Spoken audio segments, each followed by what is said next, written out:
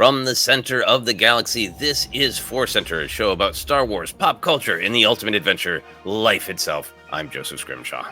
I'm Ken Napzok. And this is the Bad Batch Report. Everyone wants to do a screen. I'm not going to do a scream. I'm just going to go bum ba dum bum bum bum. Are you getting scream requests on the internet? They're all in my head. The people, I saw, we got a great scream. Everyone's talking about some of the screams in this episode.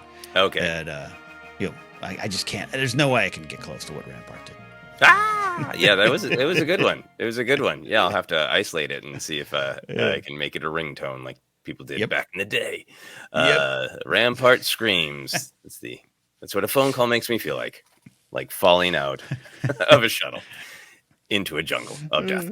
Anyway, we are excited to be here talking Bad Batch. This is season 3, episode 14, Flash Strike. Flash Strike. Very, very exciting name.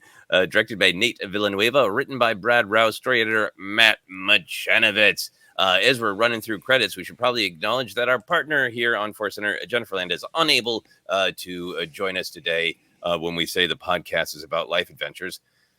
Sometimes that means those life adventures take us away, and Jennifer's got some life adventures. She is adventuring away and hopefully not screaming like Rampart, but she will, of course, be back to join us for the big finale discussion of Bad Batch Report. We always miss her when she's not here. But hey, life. So, Ken, Big life. Mm-hmm. Penultimate episode, not only of the season, but of the Bad Batch, unless they lied to us and it'll be a surprise Bad Batch season 4. Or it's a spinoff, and now it's here's another dated TV reference. Now it's Archie Bunker's Place instead of All in the Family. What if it's this is the end of Bad Batch, but Omega's Batch is Anyway, point being, we're getting close to the end. We are. I think After Batch would be the great spinoff. After Batch, there's something real disturbing about that title. Anyway. But if it really was just them retired and relaxing, I wouldn't care. If it was a wacky comedy show, that'd be great. Yeah. About Wrecker trying to eat things he shouldn't. Great. After Batch. Tune in. Sign me up. What was your overall reaction to this second to last episode before After Batch? Did you love it, like it, struggle with it? Where'd you go with this one? Yeah, I really love this episode, just like I love last week's episode. And that also includes some, okay. I for one like that they're sticking to, dare I say, shorter times. I know some people are upset. We've addressed that before, but I don't know. It's just a nice 24 minutes with credits. Let's get to it. Let's get right to it. So I really like it. I like the tension. I like the action. There's been some great directing. Everything I've loved about the Batch has been squished into these action-packed moments, and I still understand this is not a case of all will be revealed. Unless we got a supersized finale with a litany of just answer. I think we're still going to have some questions, but they're going to get to things. And I think they're doing a good job of making this about the show and the characters and what's going on versus just dumping everything in there, if that makes sense. That's working for me. Had this episode had some high grade action with an aerial fight I loved. I was really moved by the Echo and Emery scene, and yay, the Zillo Beast, which has been one of the most popular. I almost want to say it's like a worst kept secret scenario. Everyone's been excited for the Zillo Beast to return and perhaps rampage through Mount Tantiss, and I would think that's on the way after this episode. So a lot of fun. Yeah, that that doesn't seem like a guess so much as a promise from this episode for some Zillo Beast rampaging. I have several thoughts that align with yours. I want to talk a little bit later this episode about what strands truly do we imagine will be wrapped up versus wild thoughts, predictions. Will this person show up? Will that person show up? Versus what is truly left if it is indeed a minimal finale? What is essential to be, acknowledged and resolved? Also seems like a good time to plug that we have a live stream this Friday. How do dates work? That is Friday, April 26th. That's right. That's it. 2 p.m. Pacific. We'll be doing a live stream, and we'll be talking even more there about Bad Batch finale hopes, dreams, and of course be able to get lots of other people's thoughts and questions in the chat. So we can look forward to that as well. Getting back to Flash Strike, I have to admit that I watched it at midnight with my tech action figure, as I've been doing the last couple of weeks, and I really enjoyed it. But I had just got home from a whirlwind trip of work and family stuff in Minneapolis at like 8:30 is when the plane landed. So in different time zone and all that. So I was definitely a little bit tired, and I watched it again this morning, and I enjoyed it both times. And I enjoyed it for all of the reasons that you're describing, Ken. I thought it had great action adventure serial vibes. I think that it did a great job communicating the same kind of vibe to me that it has in the last couple of weeks, of truly making it feel like this task is not a fun romp of adventure. Right. You know, this isn't Han, running into this room full of stormtroopers and firing and running out the other way. And it's not. Yeah. They're fun moments, but the heroes continue to feel hemmed in, constantly monitored, claustrophobic. And I think all of the action and the one problem after another is communicating those ideas really well. So I really love that. There's some great comedy moments. I'm not affected by the length. I think I am affected not by any of the storytelling, but more the sort of the decisions that are maybe not even creative about the way these final episodes are structured. I thought this episode in particular felt like a lot of, there's the famous Chekhov's gun. If you see a gun in the first act, it needs to go off by the third kind of thing. And some of that's just storytelling, set up, payoff. And I don't expect everything to be set up and payoff. But I had a little bit of Chekhov's blaster anxiety where this episode did feel like it had a lot of great cliffhangers, but not as much fulfillment on them. I talk about, like, I really want each episode to kind of feel like a full meal. And this was one where for the first time, it felt like the first part of the two-parter, which in the big picture, not a big problem, because I'll probably never watch this episode all alone with a week in between the episodes before it and after it. I think I feel cognizant of it because it's been more of an issue to me in the streaming era, where episodes don't feel entirely complete, and that there is a cliffhanger, but it isn't terribly accentuated by the episode. And I feel like this episode was kind of full of cliffhangers. We Hunter, Wrecker, and Crosshair just in the jungle trading shots with the TK troopers. There's a question of what will Rampart do when he's grabbed up by the Empire. It seems like we know what Emery's going to do, but there's a little question there. Omega's plan was a great end beat, but I feel there's something a little bit to me like it felt just kind of chopped in half. And I think at the end of the day, I would have preferred to have this, broadcast in a longer season finale, all one night kind of thing, because it felt a little incomplete to me. Would you have rather? And by the way, I don't disagree at all, because I think it just also might be where you're not saying talk about you and your plane flights, but like where you might be at with it. Like I think it ended, and I kind of went, yep. That we're ready. I even wrote down the note, we're racing forward now, which acknowledges what you're saying, that this was I don't want to say setup, as use it as a negative filler adjacent turn, but just like, cool, we're ready. And I'm with you. I don't think I'd ever seek to just watch this episode or even last week's episode alone. And am I wrong in saying that this has kind of been a slight change versus what the past almost 2 3/4 seasons of the show have been? I feel it a little differently. Yeah, I think so.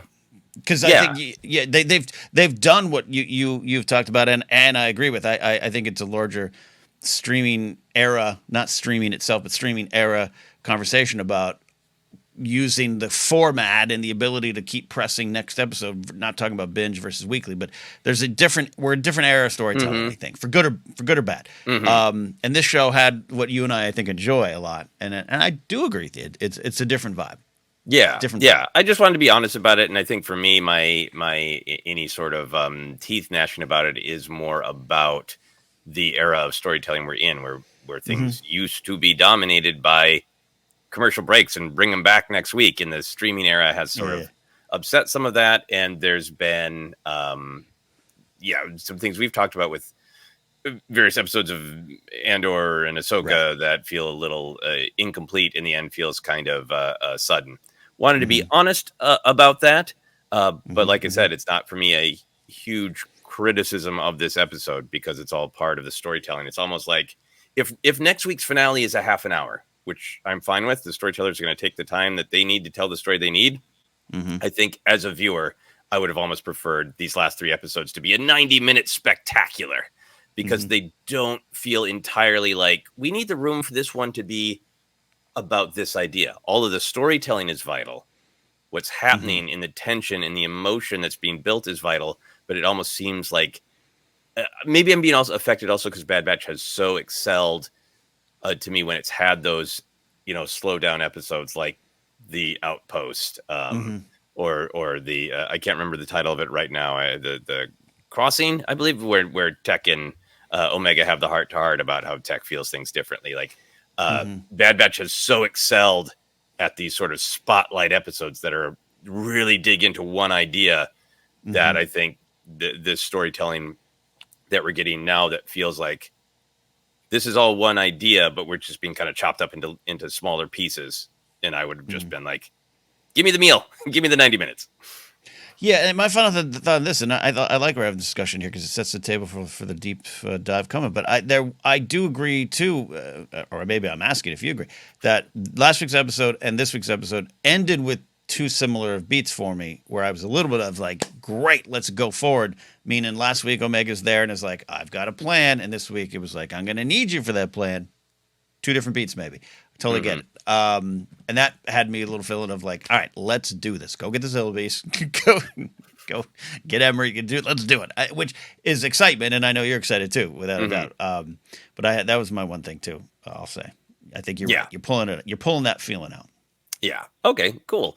And I know some people probably just loved the episode, and I respect that opinion as well. And like I said, this is a concern of the moment because I will I will make it a 90-minute special when I watch it with my wife because I will have that power in the future.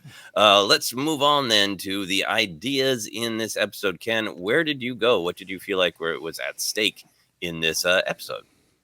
It's always going to be about what we connect with, right? And this was an episode of trust and action. I think there's a lot of stuff of connection versus the Empire's isolation, which is carrying over from previous episodes, and it's just carried over from Star Wars storytelling in this era. And I think I looked at individualism versus community. A lot of stuff about your concern for the specimens is unwarranted. You got Crosshair kind of trying to get to Rampart, or the Empire portrayed as both, but Rampart's kind of like, yeah, whatever, dude. You're like me, you're loyal to no one but yourself. And even at the end with Omega, that's a community beat too. I have a plan, and I'm going to need your help. So it's exciting for an action. But the thing that kind of I focused on, and I mentioned the Echo Emery scene. I really love that scene. I really love that moment. I really love that where she just takes that breath and is like, Echo, it's you, right? Like, I know it. There's something about believing that people can change and giving them the room to change and the faith to change. Rampart shows this, it's almost like weirdly diabolical, almost like foreshadowing. Did you change? He's kind of saying it to himself as Crosshair walks on. And I, for a second, was like, okay, did he? Let me check. Are there any like breadcrumbs that lead the trail back to this is all fake from Crosshair or anything? Like Rampart for 1 second had me doubting Crosshair. And I think that's kind of the point in a way for me. What I'm taking out of this is theme of like, no, you've got to give people the chance to change and the faith to change. And Echo has that in that moment. He's making an appeal to Emery. Like, you're a clone. What are you doing? But her change and what's going to end up happening, there's going to have to be faith and going to have to be room. That's a little bit of forgiveness. That's a little bit of like, all right, let's put it all on the table. Let's move forward. And I've got to give you the space and room to change. And that's something that I liked in this episode a lot. Yeah, no, I agree. I think those 2 beats, those moments of kind of the meteor dialogue scenes amidst all the tension, really resonated because I had this sort of the similarity about the ability to change. And also, I felt it was one of the elements that had a kind of cliffhanger vibe to the episode of, I almost thought of it as this sort of theme. It's not even really a theme. It's almost more practical of like raising the question of what will they choose? Can Yeah. we want to believe Crosshair? We want to believe Emery, but can we trust them? In Rampart and Crosshair's conversation, you're like me, loyal to no one but yourself. And great to hear Crosshair just say I've changed. And yeah, that shadowy whispered, sure you have. That's a lot of Rampart's character of he is someone who doesn't believe in change. He's out for number one, and he believes he can still be number one within the Imperial system. His worldview is aligned with the Empire, aligned with the Sith, of like everybody's out for themselves, and everybody who claims they aren't is a liar. So I believe I can operate within this system to the best of my ability. But I also felt like it's tied a little bit to I feel like a little bit what Rampart is saying is not you're going to go back to the Empire or you're going to betray your brothers. They're in such a place of fear, and I want to talk more about fear because I think that was one of the big ideas, but they're in such a place of fear that I think almost what Rampart is saying is you won't, at the end of the day, if it's save yourself or save Omega, you're going to choose yourself. Right. You're not going to be able to face your fear. You're going to choose what I would do, which is get the bleep out of there and save myself. I'd burn every one of you to save myself. And I think you're that, which I think is goes to what you're saying about the theme of togetherness and trust versus being totally individual. I also feel like it is possibly setting up the possibility of Crosshair demonstrating that the whole is more important to him than himself, and absolutely being willing to make a sacrifice move. It's yes. I want to zero on that for 1 second because on the Q's episode Monday, Jen and I had this real brief kind of side adjacent conversation in looking towards the live stream, just promoting the live stream of looking at predictions. Like I had gotten to this point going into this week's episode where I'm like, either everyone survives outside of I don't know Rampart or Hauser, but everyone survives, or they all die. Like where after the tech of it all. And Tech being like, Tech's gone. That even if just Crosshair, it's gonna be an extra set of pain. That was going into this week's episode. That moment you're talking about. I know I'm not alone in this. I was like, damn it. Yep. Bye, Crosshair. We've all wondered if Sid was ever going to return. Maybe Sid is somewhere on the planet hosting, bets about which one of them is going to make it. We got the line from Rampart too of like, you're not getting out of this alive. Yeah, that would be a really funny promotion from StarWars.com if Sid was like running a poll on StarWars.com. Who's going to make it? Yeah. The Sid Sportsbook. I love that. Yeah. Upsetting. Yeah. So I think it is this big, it did feel like, I believe Crosshair has changed. I don't believe he's going to betray anyone, but is it handling his fear? Is he going to be able to handle his fear? But there is a sort of like, that was an ominous beat. And clearly the storytellers want us to wonder something about Crosshair's devotion. Yeah. And watching it again in the morning, I kind of felt like when I was done watching it, like, ooh, similar scenes with Rampart and Crosshair versus Echo and Emery. But Emery was even more forceful about like, no, I've already made my decision. And I know you're not going to believe me, but I need you to trust me. I loved, Echo taking the helmet off. We haven't seen Echo without his helmet in a bit here. Yeah. Without one of his helmets. So seeing the reminder of his torment and trauma, his a life as being an experiment, with the inputs in his head. And saying to her, Omega saw something in you. I want to believe she was right. It really does feel like Emery has crossed this line of realizing, I was playing this game where I was being told I was doing the right thing. If I do a good job, I'll be rewarded. But now questioning like, well, I was just given to the Empire in some form or fashion. We don't know how. But she seems bitter about that, but connecting her own experience to the children there and having this epiphany of, life doesn't have to be the imperial perspective, maybe believing that the empire is going to turn on everyone at this point. Mhm. But I feel like even though Emery is saying, I'm ready to free the children, I want to help you free the children, I'm not turning you in, I'm recognizing you, uh, I still feel like there's a question of, can she be trusted? Not, and again, Mhm. not in a, ooh, she's planning a double fake out, Double, yeah, yeah. but more that internal thing of, Emery wants to believe that she will do the right thing. She believes she wants to do the right thing. Mm-hmm. But if Hemlock gets in her ear, is she going to have the strength of her convictions? Mm-hmm. And maybe that's it. Maybe that this conversation is helping me. That it feels like both Crosshair and Emery. The question is, we know what you believe. You are going toward the light, but it's scary. And are you going to lose faith? Are you going to give in to fear and not make the right decision at the critical moment?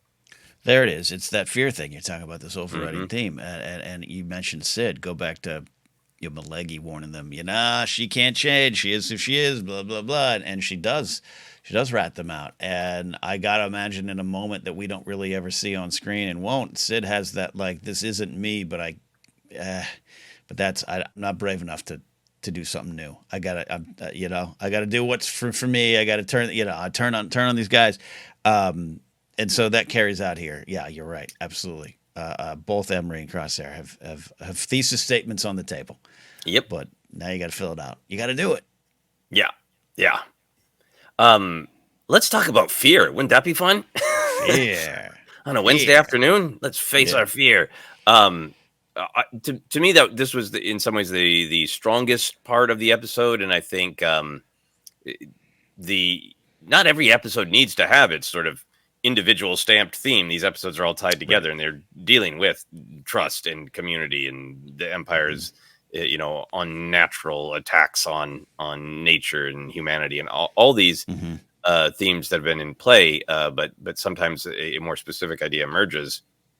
This episode, I felt like it was a light touch on it, but I felt like so much of what just kept being repeated by characters was, um, yeah, this is on paper, this is a horrible idea, Mm-hmm. in a next to impossible task, but we are going to do it, and Mm-hmm. we're going to face the fear to do it. And I thought that uh, the action was tied well to meaning. It wasn't just action for action's sake. All of the action was, I think, to show you how incredibly difficult this is, therefore, Mm-hmm. how strong and resolute the characters are who are plowing through anyway. Mm-hmm. Um, uh, all through this, the characters kept reminding one another that they're walking into hell. It starts at the very beginning of Yeah. the episode where Rampart's like, here's a list of problems, and even Mm-hmm. Crosshair has to be like, when Hunter's just like, screw it, we'll infiltrate on foot. And Crosshair's like, the jungle is deadly. Yeah. And Rampart's, yes, exactly. Listen to him. Like, those two sentences are almost to me like the main theme statement of this episode of, you are entering hell and you should be afraid.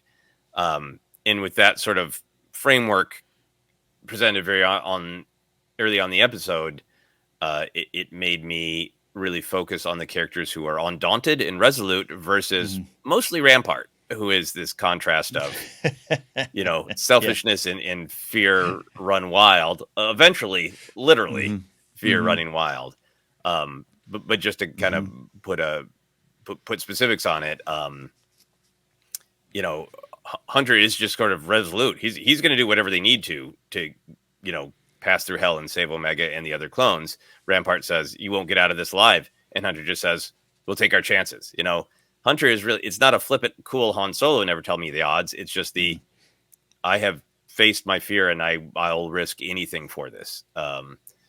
I think Echo is undaunted. He's been very clear in the need for this mission, uh, not only to rescue Omega, but to rescue all the clones since Oh, season 2. He left in the middle of season 2 because he couldn't just stand by. yeah. Um, and he says to Emery, "We're here for all the prisoners you've been experimenting on." So Hunter and Echo and Wrecker are all undaunted, and I believe Crosshair is, Yeah. but he has the extra baggage of he's experienced this specific horror. Mm-hmm. of Tantiss, of Hemlock. Um, and, he has that great little conversation with Wrecker, where Wrecker's trying to kind of pick him up by going like, well, at least this time you're breaking in Yeah. instead of breaking out. And he says, I'd rather not do either, but Omega didn't leave me behind when she could have. I owe her. But there's still the handshake. So Mm-hmm. I feel like we get a portrait of a lot of our heroes, and we can talk about Omega as well, where they're willing to push through hell. And Mm-hmm. Crosshair wants to push through hell, but it feels like fear is still biting at him. Um, yeah, in particular, and sorry, I've been going on for a while. I'll toss it back to you because I'm really curious about your thoughts on this. They've established that the handshake is quite possibly entirely psychosomatic, in that it's Mm-hmm. a PTSD trauma response from Yeah. Crosshair, and that his body isn't actually that wounded. Um, I'm sure other people have talked about this. I don't think we've talked about it a lot. The connection to Rampart having some sort of hand injury, and Rampart doing the obsessive, not shaking, Mm-hmm. but rubbing of his gloved hand. And if a Mm-hmm. part of Crosshair's sort of fear is not Rampart, Hemlock, Hemlock. Okay. Yeah. if Crosshair's fear is just entirely psychosomatic and entirely like not just Tantiss has difficult security and there are a lot of guns and beasts in the jungle, but like much more just the true PTSD of being horribly tortured by Hemlock specifically. And if Mm-hmm. that handshake is partially like a psychosomatic connection to Hemlock himself. Mm. Mm. Tethered. The fear is tethered to Hemlock, huh? Mm-hmm. Oh, I like that. Okay. Yeah. How do Mm-hmm. you feel about Crosshair's mastery of fear in comparison to Hunter and Echo, who seem kind of like, yeah, we know he might die. We're doing it anyway. We don't care. We're Yeah, beyond it. you said resolute. I think there's something to be said about as we get towards the end of this, where a lot of these characters have gone through changes. Right, they've done it, and they're here, and fear exists, and we're seeing how they play with it. But so much more has been going on with Crosshair, especially this season. Right, we none of us really had the at least here at ForceCenter, the Crosshair emerges as the lead of the season type of vibes that kind of I just didn't expect it to be at the center of every episode, which I've loved. It just Crosshair's become one of my favorites. So I think there is this that handshake is a reminder what's at stake for him, and reminder of how easy it might be for him to turn around. I think there's an idea of duty versus loyalty, stasis Mm-hmm. versus change, and you know I don't. I'm trying to think of the true opposite of fear. Sometimes it's too binary. Strength, Mm-hmm. courage, fear. It's all a mixed bag of emotions to me, Yeah. and both can, Yeah. can exist simultaneously. But those are all at war in his head, and he knows what he wants to do. Yeah. Yeah. I mean, I know we've talked about a lot. I think one of these central ideas of Star Wars is this idea of fear versus hope Hmm. and I think Rogue One deals with it so well of like the whole point is to hang on to hope. We'll keep trying for that one opportunity. And Hmm. it's not like hope isn't this sort of like it'll all work out. I don't Yeah, think Hunter on his data pad was reading some self-help book of like a positive attitude fixes everything, Hunter. I yeah, think they're very well aware that this is next to impossible, but they're going to hold on for hope for that chance. And they're going to, yeah. in Omega, I think being even younger is like, Hmm. there is a way and we will find it and we will find it together. And I think Hmm. Rampart's this kind of whispering voice of fear in Crosshair's head of like, well, maybe there is in a way. And are you going to Hmm. give into that fear? Are you going to let go of Hmm. the hope that there could be that one chance in a million? Yeah. Or are you going to give into that fear? Yeah, every step of the way, you're so right that fear being at the central. It's a central theme, but it's the core building block of almost every scene in this episode, right? Because Mm-hmm. every one of them is answering, going back to that question. Even Omega, she's got these fears, but she's going to do it, and she needs the help. The kids have this. I love the scene. It's great comedy of like, what's cover you? Like, what's that? But it's about new problem that comes wrapped up with fear, and all the way, And again, I that's why I don't want I don't just associate fear being running away from a space jungle bear thing. Like I would too. Like that's not Hmm. just fear. That's maybe smart, It's but the rational way, concern. Yes. yeah, yeah. But it's the way in which it's played out, right? Hmm. Him repelling, and then the things break, and everything. I just this episode's analyzing how we all approach fear, time and time again, Yeah. time and time again. No, I agree with you. I think Omega is asking the children to push past fear of like they have been Yeah. taught like that you can't escape and they'll isolate you and punish you, and even if you ask them, will you not punish us, they'll lie to you. Like we had that beat Hmm. where she said, "You lied to me. You did punish Yeah. Jack for trying to escape." So they are showing a lot of bravery by playing their little games of "I'm hungry, I'm sick," you Yeah. know, Yes. and Omega being this glowing symbol of hope of like, nope, we found the little crack in the armor, and the Yeah. crack's going to lead to something big, and I'm certain of it. So Mm, I think mm, there's a lot of hope, but to your point too about uh, togetherness versus isolation, there's mhm. lots of beats of faith in one another. Yeah. Great beat of Omega being heartened because she knows her brothers found her, which Mhm. spurs her on to even bigger Great line. action. Great line. Hunter's Mhm. certain right at the beginning of Wrecker asks about like, well, how is Echo going to get off that ship? And he's just like, Echo will find a way. And then when they get split up in the jungle, and Wrecker once again is worried, Mhm. Crosshair is Mhm. certain that Hunter will find us. There's lots of little beats of like this Yeah. the squad trusts that one another will get the job done. So I think there's that Mhm. little bit of and the antidote to fear is knowing you're not in this alone. Mm. Mhm. Yeah, yeah.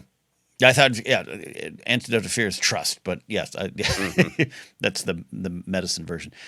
No, I agree with that. Absolutely agree with that. There's so much, Omega's got this great plan, and she's escaping to the rafters, but she's emboldened by my brothers are here. Hmm. They're coming for me. I think she's absolutely you kids, you four kids, well three. Baron can't do much right now, other than wonderfully cool. You're gonna do it.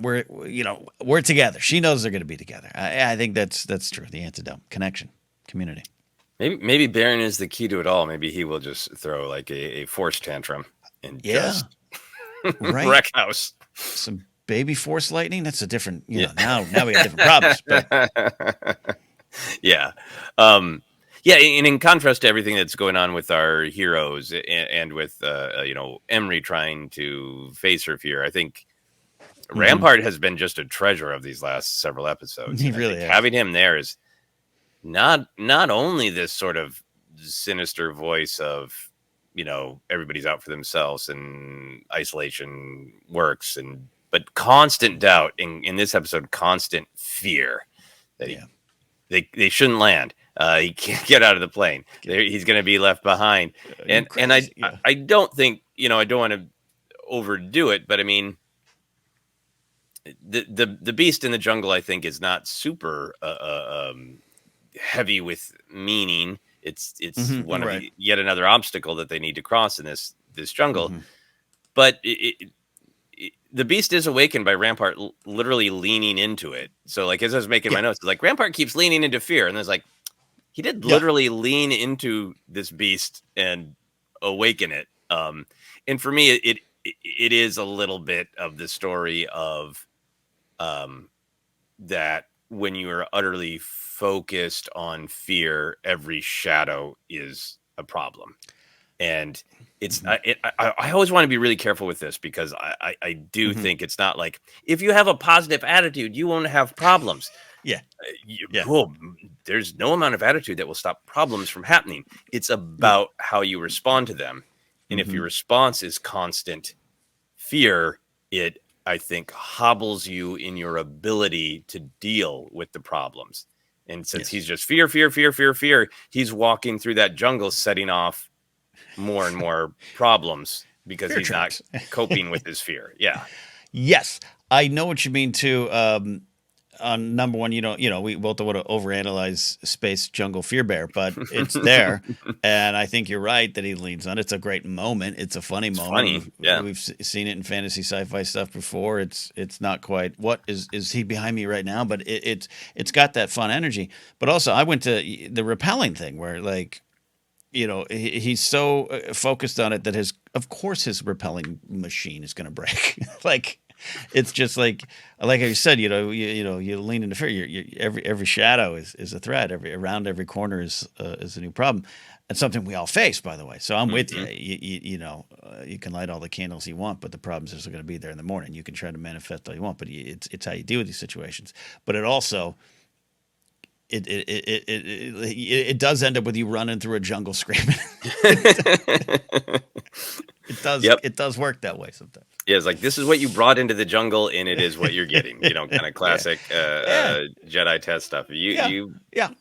I can get behind that. Yep. There. Yeah, we can talk more about what Rampart will choose himself, but how that will manifest is interesting. For me, the other kind of theme idea is something that's throughout Star Wars, and I think throughout these last several episodes, because it's the nature of what's going on with Tantiss. It's always been the nature of the clones up to a point, but the sort of Empire wanting to control nature. I did think that was present. That all of this is about saving Omega and the clones, but we, the audience, know that it's also probably about setting back Palpatine's deeply unnatural need to prolong his life and to manipulate what is natural about the Force, manipulate what is natural about the clones. It's the all of Tantiss is let's do unnatural things.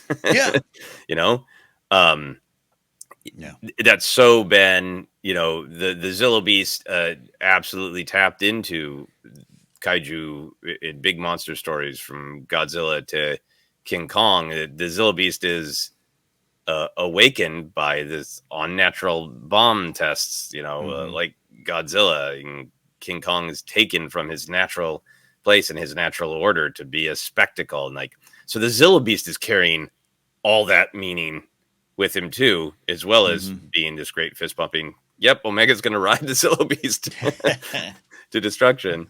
And then it also ties in with the beast that can't be controlled in the jungle. Rampart can't, make a deal with it. So I thought there's a lot of great reminder that this is what's at stake is the Empire versus nature itself. Yeah, Mount Tantiss. I absolutely agree with you. A testament to all the secrets, dark science stuff. Q Beaumont Ken, but absolutely. Do you have any other big picture thoughts on the ideas in this episode? No, we hit all the big one. I do agree with you. Fear coming, a lot of it there, and I'm just excited. Like I said, I was particularly moved by the Emery moment. We've been, I think, collectively as a fan base, been rooting for her for a while. It just made sense, right? But I love that this show, instead of just saying, like we've always said, and something that's been a favorite of mine, it's not just a trivia answer. Emery goes, good, got it. It's a line on a paper, but we're analyzing and exploring how changes like this actually happen. And I love that moment of take a deep breath, say Echo's name, shows that she knows what she wants to do. She knows what's in her heart. It's been working here. It's been getting here. We got the kid with the doll. All the clues are there, but it comes down to that intake of breath right before saying Echo to me. It was a great moment there. Great moment. Yeah, and the stuff with Echo was, I think, kind of an extension of that great moment in last week's episode where it slowed down for Hunter to stare at that helmet that's been wiped of, experience, and that they're having to kind of pretend to be something that they're not anymore in order to get this done. And I think it's real practical and great hijinks with Echo having to put on the DK Trooper armor and using the fake droid hand or the droid hand. But there was some element of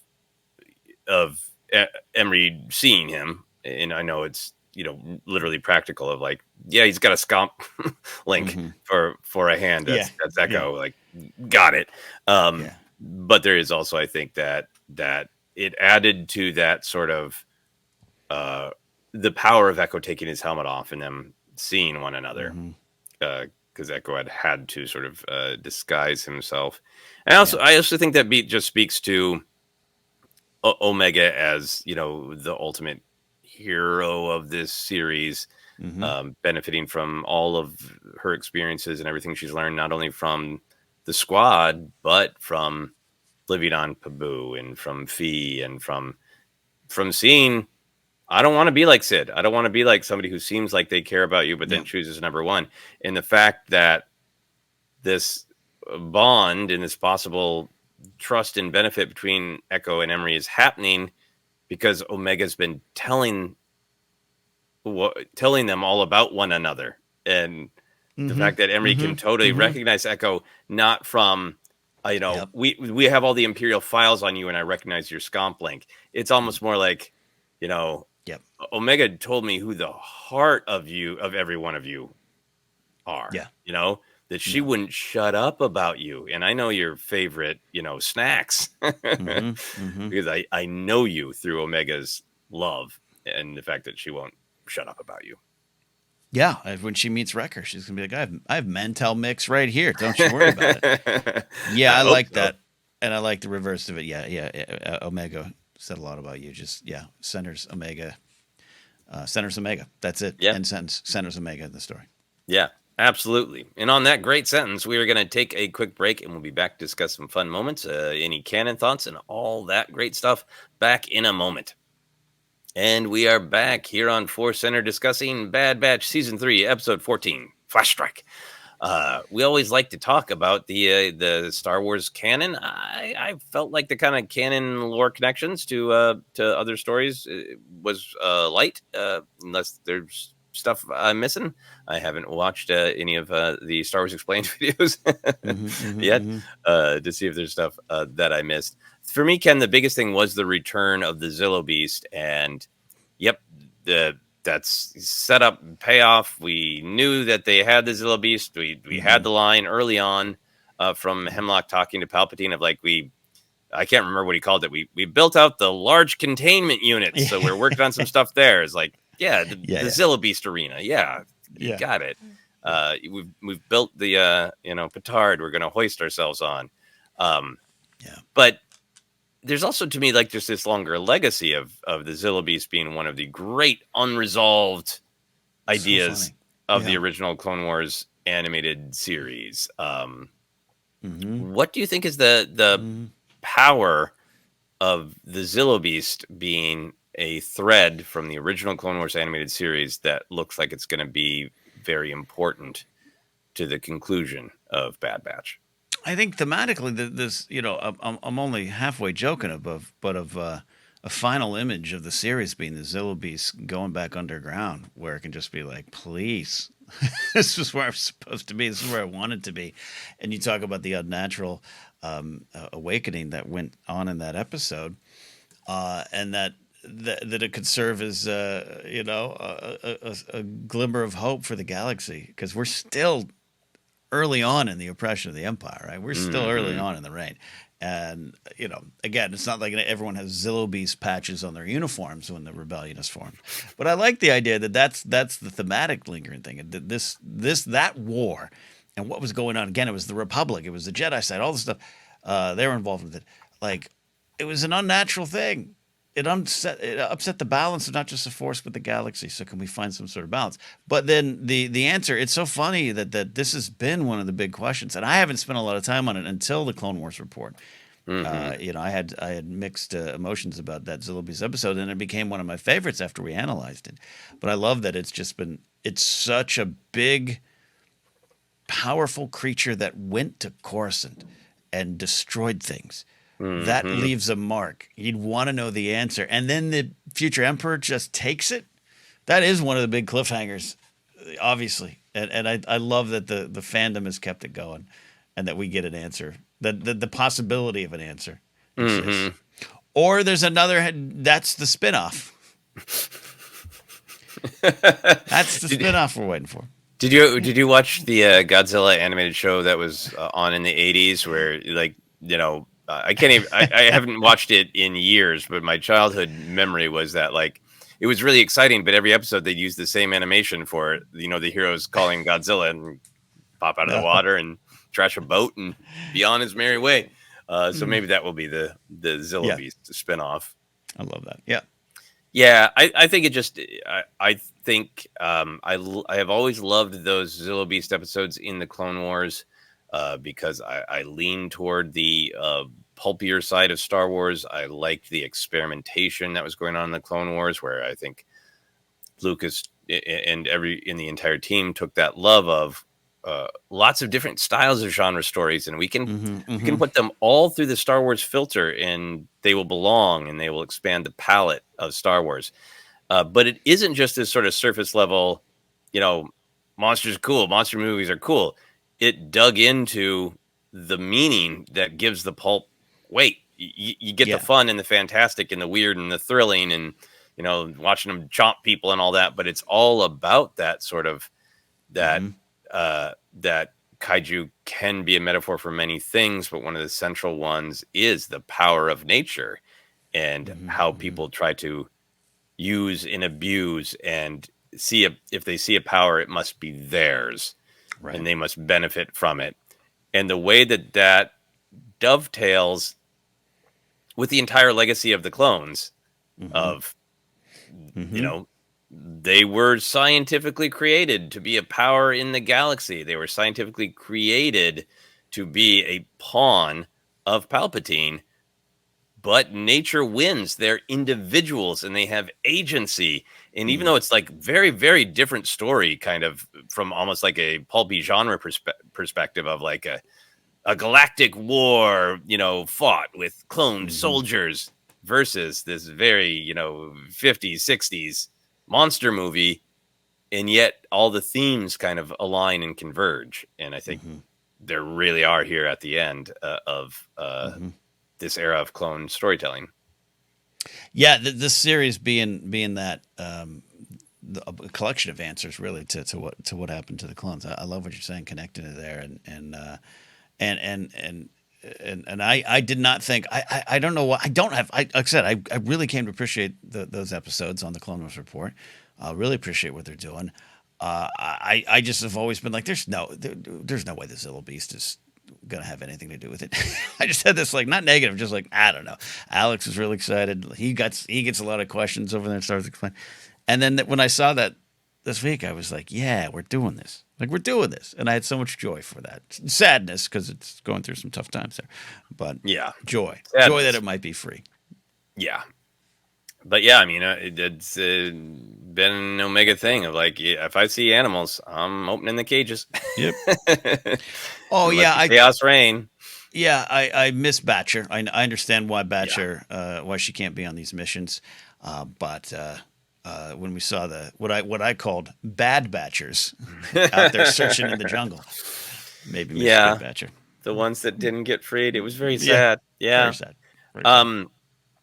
I did pause on the screen, flipping through the clones to see if there's some clone Easter egg I was missing, and maybe there's a hairstyle I'm missing and some a clone I don't remember. I don't know, but since I paused anyway, I did look at there's some Orabesh on their sort of stats page, and the Orabesh reads stamina, agility, strength, which makes sense, but those are all like very standard role-playing metrics, you know?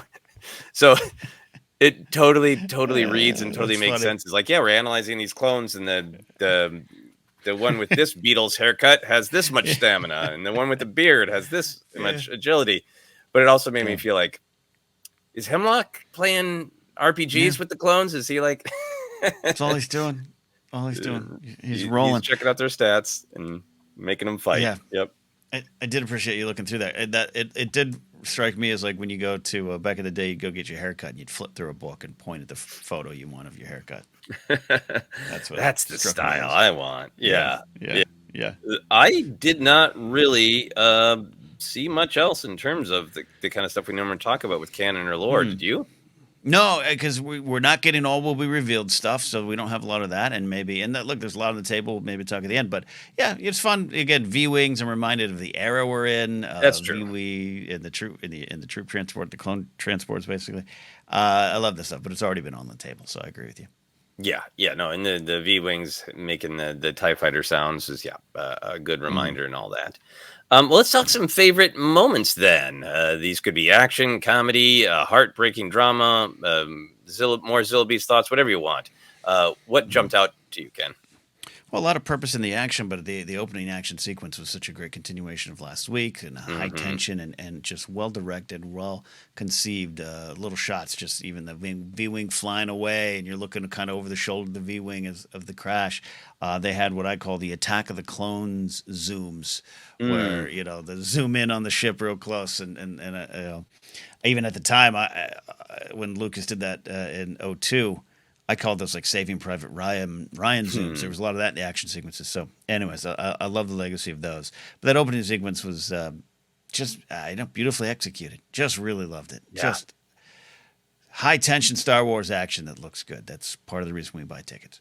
Yeah, no, it looked gorgeous, as we've often talked about. Bad Batch just Mm-hmm, continues to look more and more beautiful. Those clouds looked just gorgeous, mm-hmm. and I think there was a speed to it of the second they're off the ship, the V wings are on them in formation, Yeah. and coming Yes. for them. There isn't a sort of, oh, we're trying to hide from them and they found us. It's like they're just on them. The problem's there right Yep. away. Yep. So there was that urgency and that speed in that action adventure serial, one problem into another, to it, but also the visual with the trailing smoke of like, yep, and they get hit right away, and there's no question of, can Yeah. we evade them? It's like, no, can we just survive them long enough to get on to the next step? Mm-hmm. Um, Mm-hmm. and I think with the dog fights, it is all about communicating motion and movement, and having the clouds as a backdrop and having that trailing smoke just Mm-hmm. gave it this great energy, and Hunter's really cool flip move Oh yeah, of great move. flipping the killing the Mm-hmm. engines and flipping backwards. I don't think it's quite the tech turn that Omega learned, but it has Mm-hmm. some similarities Cartoon. there. Yeah. Yeah, Yeah, and that's when the zoom happens too. It's great. It's a great little beat. yeah. Great beat. Maybe he got it from Fee cutting the Mm-hmm. engine. Mm-hmm. Yeah, Mm-hmm. cut the engine entirely. Great. The whole thing phenomenal. I agree with you. Yeah. Absolutely great. Yeah. What are some Mm-hmm. other moments for you? I guess I got to put this in Canon Connections too. But in that sequence, I just took particular joy in seeing like the Death Star lasers that Hmm. that are just Imperial lasers that guard Yeah, the bases, turrets. Yeah. the turrets. But I don't know. There was something because I mentioned recently I just rewatched the Light and Magic doc, and that Hmm. Lucas comes back from London expecting a bunch of special effects shots, and the John Dykstra and his team have two shots, and the laser turret was one of them. So it's just like not even a canon connection, not intentional, but I just enjoyed seeing those things as well. So No, that was one of the little moments I enjoyed. they're definitely one of the things that I have a stronger relationship to because of video games. All of the Yes, Rogue yes. Squadron video games I've played. When I was in Minneapolis this weekend, I needed to do a photo shoot for a short film project in an arcade, and Mm. got to play the sit down version of that original Star Wars Oh game yeah, that's that's just great. got the thin lines. But I Hmm. blew up some turrets. Yep. God, that game's so There. fun. Yeah, the game's so good. It's so good. Got Yeah, to introduce my niece to it. Who's a Star Wars fan. Phenomenal. yeah, Great. that's amazing. Um, yeah, for a dialogue thing and a fist pumping moment. We talked a lot last week. I felt like there were a lot of fist pumping moments, and there are some great fist pumping moments in here to offset Hmm. the fear. Hmm. I do just love that the sound of huge, horrible cannons firing is a sound of joy to Omega, because she Yes. knows what happened, and lighting up at the laser sound saying, they found me. Who? My brothers. We Hmm. talk so much about Dad Batch, and Hmm. joke about her having four dads and all that, and five dads, six dads. I'm losing count. Mhm. But that, that's the relationship. You know, Yeah. they're Yeah. her brothers, and that Mhm. that word is so loaded in the clone culture Yeah. because that's almost their word for family, that for Mhm. extended family. They're all brothers and sisters. Um, so I Yeah. thought that was great. That was a real fist pumping moment for me. Yeah. I even noted that down in action as well. It just had that energy. Couple Hmm. great. Yeah, I even like the stuff at the end with Omega. And I'm gonna need your help. Like just wonderful confidence in her voice. Wonderful energy. Hmm. Love all of them. Yeah, Love all that. absolutely. Hmm. Yeah. What are some other beats for you? I wanted to acknowledge the Wrecker and Rampart sitcom. We also might need a lot of humor there. They're mining it so well, even with the hunter. Did Rampart survive? Unfortunately, yes. Was that got me? That got me because I thought maybe that died for a Hmm. second, and then two, like, no, that's hilarious. Yeah, and there was even a Echo has the what he says to the droid there. Uh, who I was like, oh, are we gonna have like an AP5 prequel? And it's Steven Stanton does voice that droid, so Hmm. maybe it is. But thanks for the hand. I was like, I wrote down that Echo's a quip and action star. The comedy and all of it worked really well for me. Yeah, the delivery on Thanks for the Hand was great. Hmm. Yeah, Yeah, it's it's like not always my kind course, of joke, but just landed yeah, for me. Yeah, yeah, and and I just like the Echo's inventiveness of like, yeah, I'm standing out too much. I need a hmm hand, literally. Uh, the to me, the voice acting in Bad Batch is phenomenal. hmm Obviously, we talk about it all the time. There was kind of a bigger, wilder choice from one of the smaller characters that tickled me. The Imperial from the Science Festival vessel, I believe in the credits, Lieutenant Novitz is kind of, you know, hmm dragging his feet about having to be rescanned, and when Scorch is like, yeah, well, Hemlock's orders, everybody's getting rescanned. It's this really big fine. It was beautifully over the top to me. It's like when you're, trying to get a rental car at the airport or you're at some appointment and, we need your ID. I gave you my ID online. Fine. Fine. Fine. I liked it. I Fine. liked it a lot. Um, I really liked Omega's tunnel crawling. We saw that was the Yeah. plan, Good and video game. exactly that's where I'm going here. I stepped on No, yours. I Yes. love it. I love it because I'm glad we're in the same space. I loved it because I didn't have to play it. It looked like an incredibly Oh, God. annoying video Yeah. game level. You're like, oh, Yes. you're inching here, but there's a thing that's gonna hit you constantly, and it's not as fun as fighting. There's nothing narrative. It's just, uh, it's the exact kind of video game level that I don't like to play. So, like, I love watching it. It's great. I'm so glad I don't have to play it. For those who've ever watched me scream at any of the Fallen Order or Jedi Survivor games, it's those kind of levels that just, what are we even doing here? This isn't about the story. It's just about whether I can move left or right fast. I don't want that. Yeah, Yeah, I can yeah, I'm climb with in you. real life. I don't Yeah, know. Yeah. But you yeah, enjoyed it it? was a great. I enjoyed it. Yeah, it was similar reason. That's I noted the video game aspect of it. It's just what I thought my well thought is like, who built that? Like that had a who thought this is what we need. We need all these little samples going here and there. We need a sample tunnel system. I had that kind of thought too, but just no, it just I loved it, and you know, this is total real world stuff. Like, how could Omega even remember where she was going back? Great, good on you. It's a great sequence. Yeah, extremely strategic. She's been well trained. Yeah. Rampart was great throughout. A lot of his, facial expressions, his wild hair. I think my favorite panicky fear line from Rampart was, "Our position won't matter if it eats us." Mm-hmm.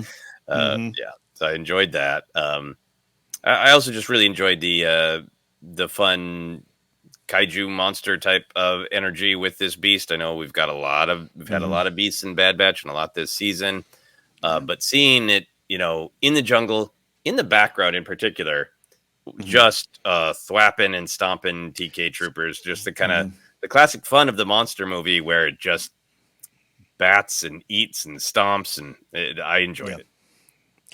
Look, yeah, I know there's a lot of beasts in the show. We understand that, and we've even discussed it here in the show. Jen's brought it up too. I just think everyone has each one has a pretty big purpose, and it's just kind of reminds me of the fun, wild times that we're in the Star Wars world. Mm-hmm. All those Yeah, planets would have them. a lot of beasts in the galaxy.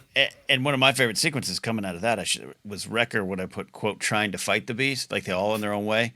Crosshair pokes at it, but like Wrecker like mounts him like you would in the video game. And again, I'm with you. It's not like I don't want to overanalyze every little moment, but there's some truth to it. Where from the moment this episode starts, you're like, oh, they're going to infiltrate. Oh no, they're not. The Empire already kind of knows they're here. They just got shut down, and it's like Wrecker's going to take control of this. No, he's not. He just got tossed off. I just love those repeated beats and Wrecker doing the old video game. All right, let me jump up and see if I can smash some buttons to win.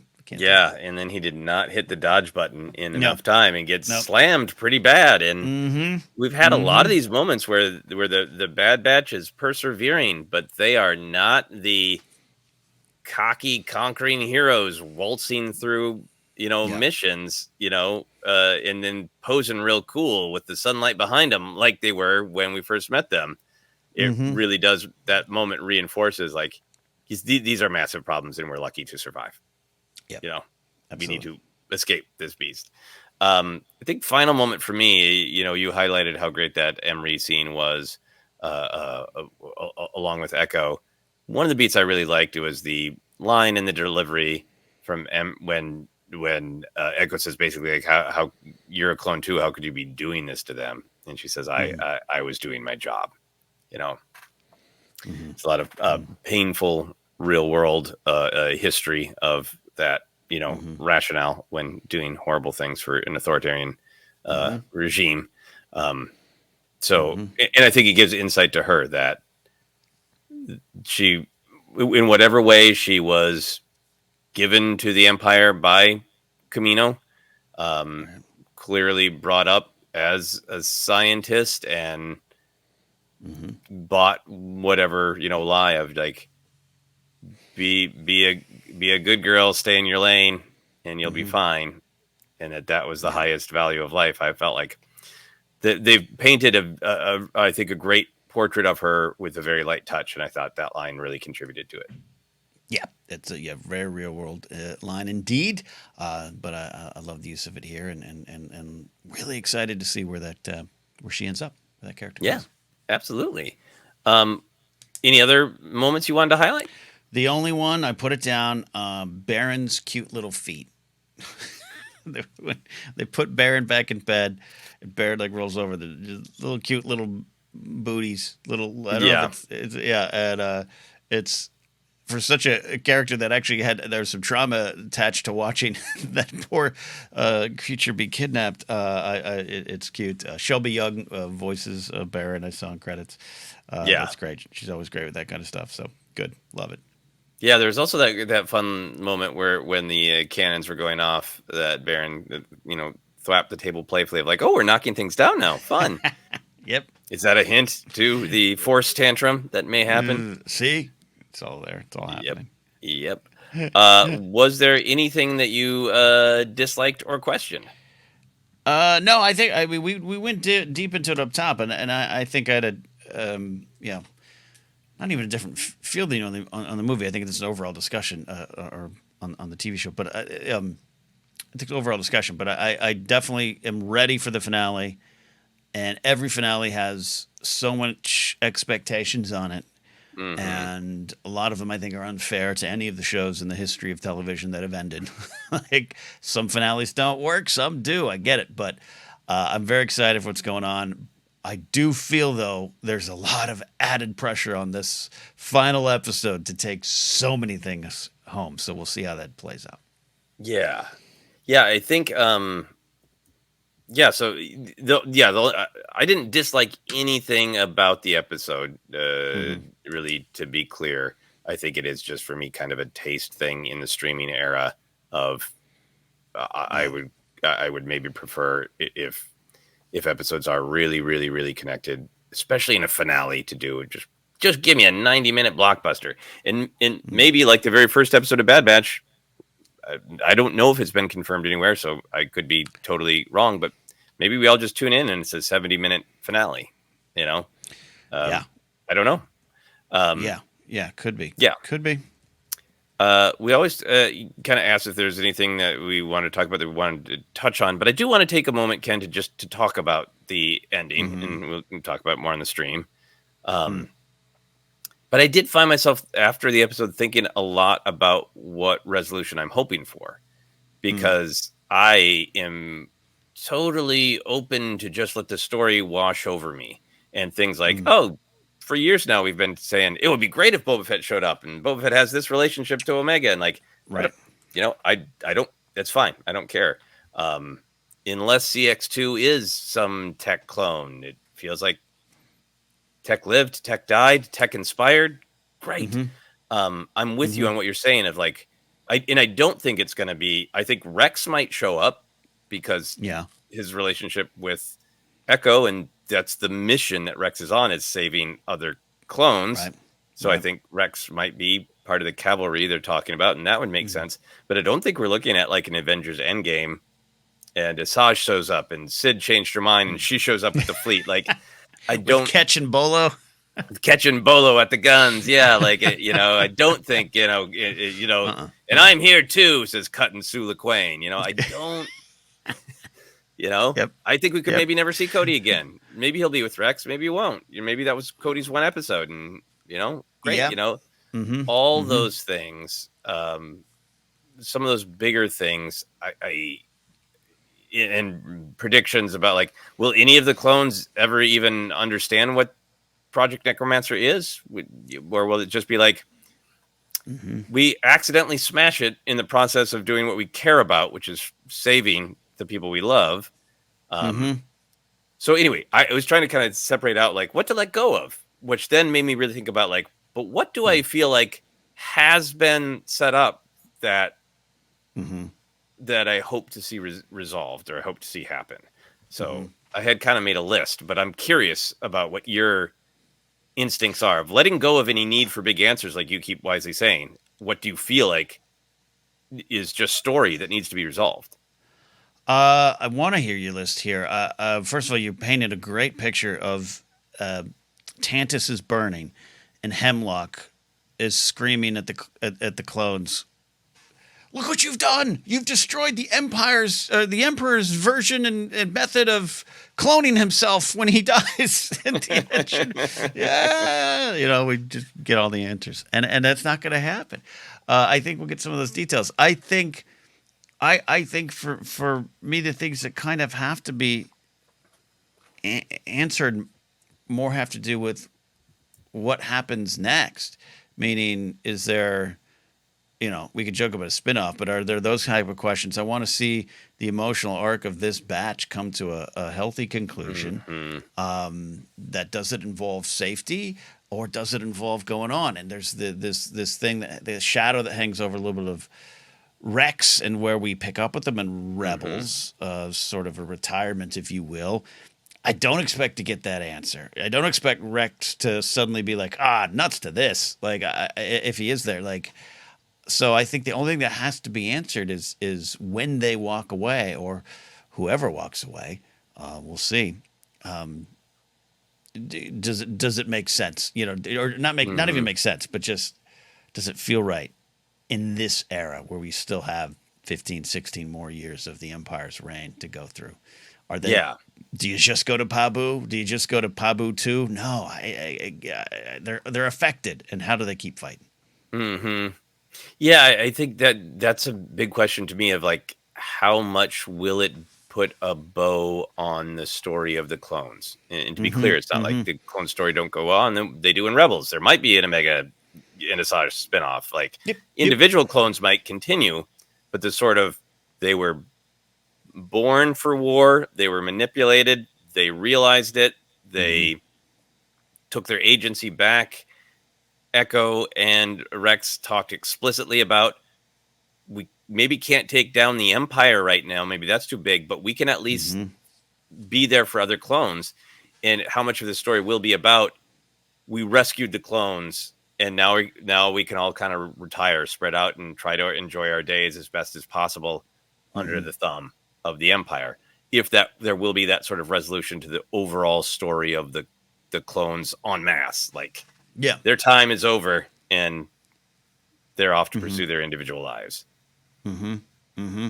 Yeah. And do you get the fade in, fade out endings of where they Yeah. and Wrecker went and opened up a gift shop and everything. I don't know, but yeah, it's I'd love that to be clear. Yeah.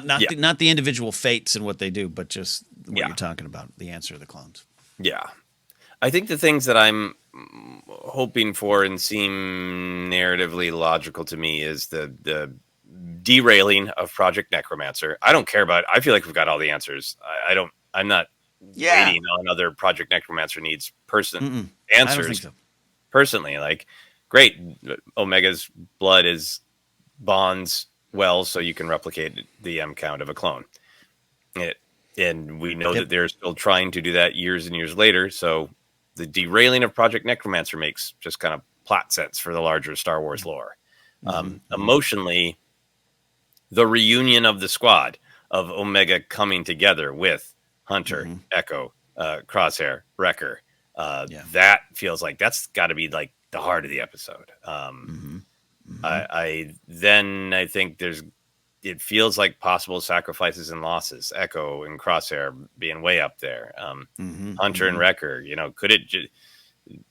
Does Omega have an Asajj spinoff, or is she living with Rex and Wolf and Gregor for a while? Like, who knows? Yeah. Um, Yeah. uh, Rex showing up is a big question mark, but I think that makes sense. It does. The other two things that seem like uh, uh, logical possibilities is some sort of confrontation between Crosshair and Hemlock. Yes. Because I think Hemlock obviously needs to be dealt with, and maybe Omega Mm-hmm. will deal with him. Mm-hmm. Crush him with his Illubeast foot.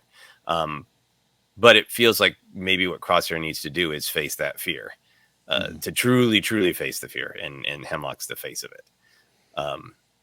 Yeah, that's good. Final thing for me is the hanging thread of CX2 of Yeah. the clone assassin.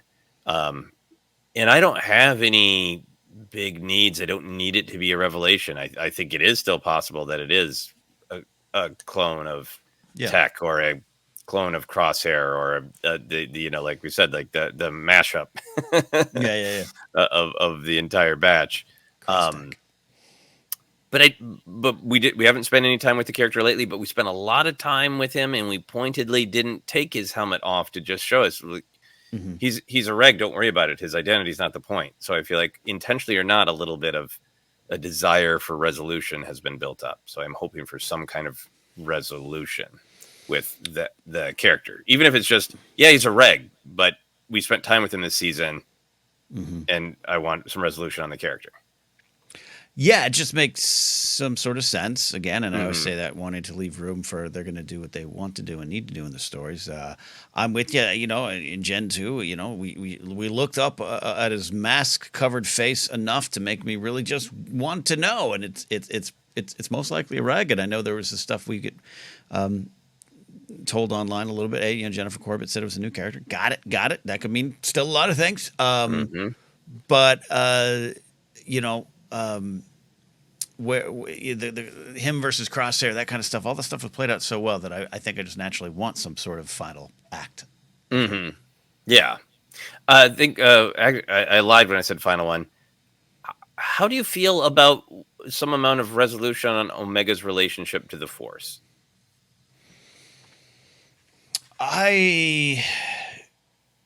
Yeah, it's real personal. I don't want. I don't need it. Definitely. I like where it might be. We think Asajj was lying. She's with Crosshair straight up says it, right? Spin-off jokes aside, I kind of like where it's at.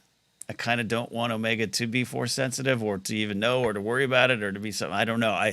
But who knows? There is also, you got these 4 children. Mm-hmm. I would love to see them returned, at least Baron to his mother, who was stunned by Cad Bane. And in that, does that open up, again, not even just a spin-off reference, but does that open up a future path for her? Mm-hmm. I don't know, but I'm trying not to be too snarky or negative. I don't want her to lift anything. I don't want her. I just like. I guess I like where it's at, where it's not answered. Yeah. That it I think for resides in myself, all of us, and blah blah blah. But like, I like where she's at. yeah, I don't.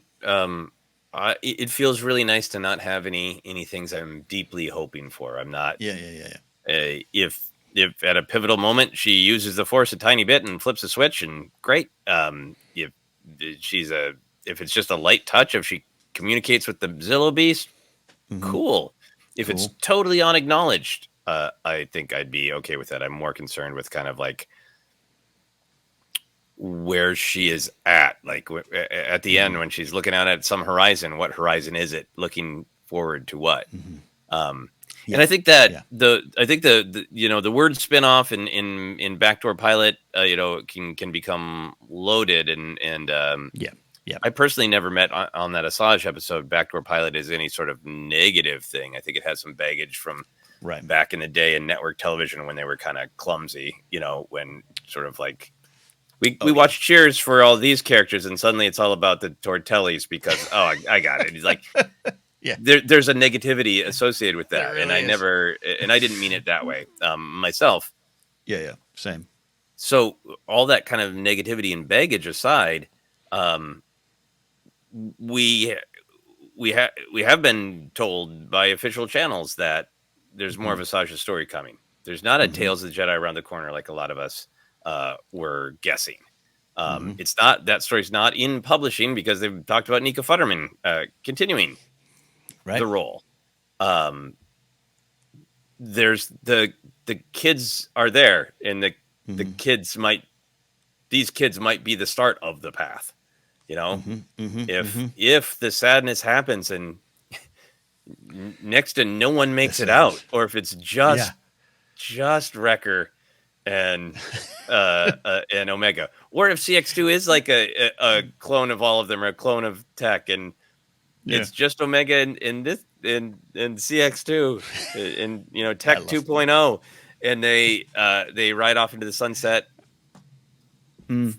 I Mm. think maybe there's a part of me that feels like if it's already well in the works for Omega's story to continue, that makes some narrative sense to me. We're feeling like there's still so much to explore with Omega, but Mm-hmm. this whole season has definitely felt like the twilight of the Bad Batch.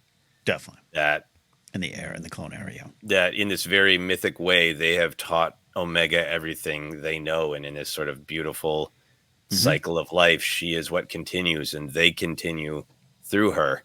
Mm-hmm. So it feels like there's lots of room for them to make beautiful sacrifices to win the day. And so the big question of this episode is sort of where is Omega left at all of this as the Mm-hmm. next generation? So all of those things are more like sincere reasons that I could see her story continuing, Yep. possibly with Asajj. Yeah. Yeah. And I'd love the idea to one day, animated movies, whether Mm-hmm. they're theatrically released or Disney Plus. I think you still have the platform to do it, where you could just tell the story. Give us a 2 hour movie, not even 90 minutes. Do a 2 hour animated movie. I'd love to see that explored. I'm really curious. And by the way, as Jen knows, anything that's coming has already been well in the works in terms of Mm-hmm. the animation. So we get that. But when will the Long reveal? ago. Long ago. But the War of the Rohirrim is something I bring up every now and then, which is a Lord of the Rings animated movie set kind of within the Peter Jackson canon that's coming out, I think, later this year. And it's an animated movie of the Rohirrim and that story and Helm's Deep and everything. I can't wait for that because I'm a fan of the world, but I can't wait to see what that feels like and what that Mm-hmm. does.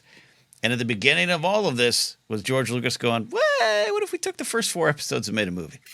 you know, I'd love Mm-hmm. that spirit, and I'd love to get to that kind of storytelling where a lot of this can be answered. I'd love to spend 5 years with the Path, or 3 seasons with Asajj and Omega, whatever. Mm-hmm. I'd love to. But there's a lot going on, including Rex, and I'm not saying a Rex Gregor and Wolf movie would sell, but like, you know what I mean? Like if we could Yeah. find a way to deal with it. I would love if they would do the animated films. If they Mm-hmm. even did a limited release, it's only in theaters for 2 weekends, and then 2 weeks go by and it's on streaming and like that kind of Yeah, thing. I would absolutely be love great. it, and give the real in the bubble fans a chance to go see something really spectacular in the theater Mm-hmm. with community, and not try to make it that every Star Wars project has to be an absolute blockbuster. But Mm-hmm. a little bit of that hybrid would be great. Of it's going to live on streaming. Its main lifeblood is streaming, but put it in a theater for a couple weekends Yeah, if the money works. That's always the question. All right, we will talk there it much is. more about hopes, dreams. We won't give in to fears. We'll talk hopes and Mm-mm. dreams on that live stream this Friday, 2 p.m. Pacific. Anything else, Ken, or should we talk merch? Let's talk some merch. Can't wait to get to that live stream and see what we got. Yeah. So if you could have an action figure or merch of anything from this episode, who or what do you want? You mentioned the Rampart ringtone. We don't really have those anymore, right? I spent easily $20 one day bored on Star Wars ringtones and tweet tones and text tones.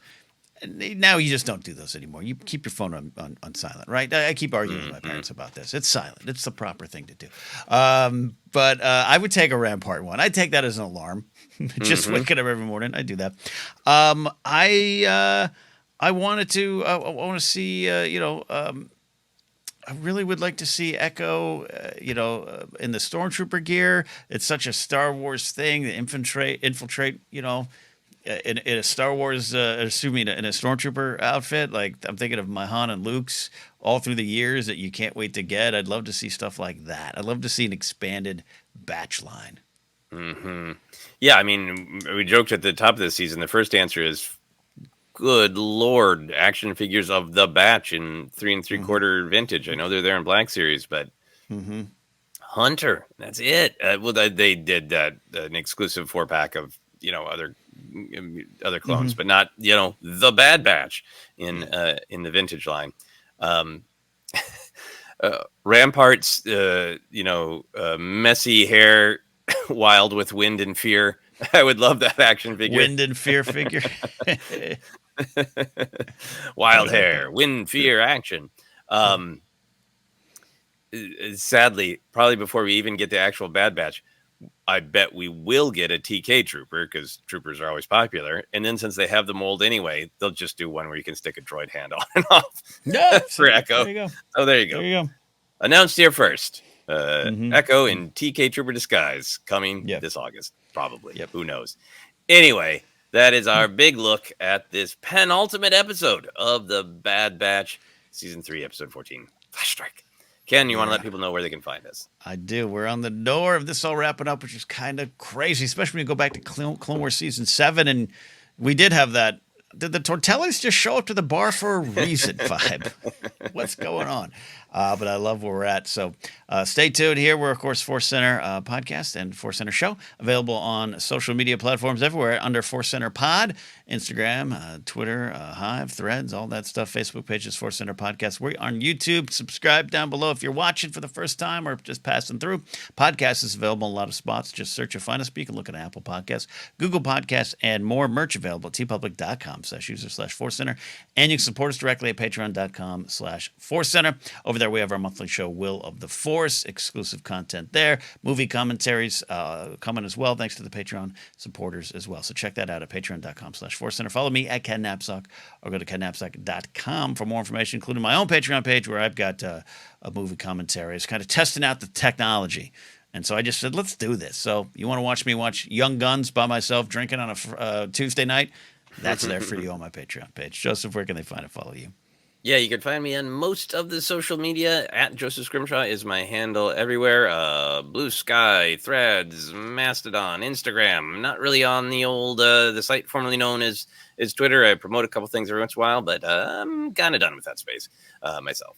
But you can find me many other places at Joseph Scrimshaw. You can check out on my website, josephscrimshaw.com, updates about our short horror film, The Nightmare Adorable. It is going to be playing in Seattle at a horror convention called Crypticon Seattle this an upcoming weekend here, the first weekend in May, actually on May 4th. Nightmare Adorable is screening in the evening, and I will be in attendance. So if you live in Seattle, you like horror, you want to come to that convention, please come say hello. Again, information and links are on my website, josephscrimshaw.com. That is it. This has been the Bad Batch Report.